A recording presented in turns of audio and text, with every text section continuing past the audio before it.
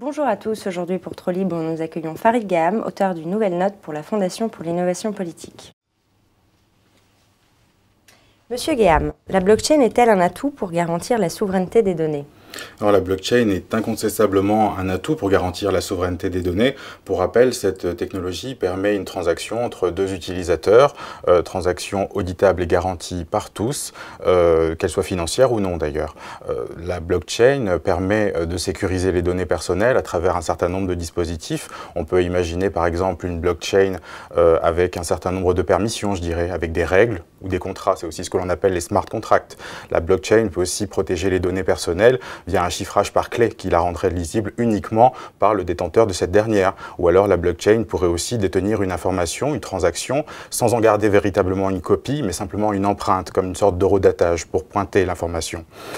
Au-delà de ces considérations techniques, je pense que la blockchain est véritablement un enjeu de souveraineté.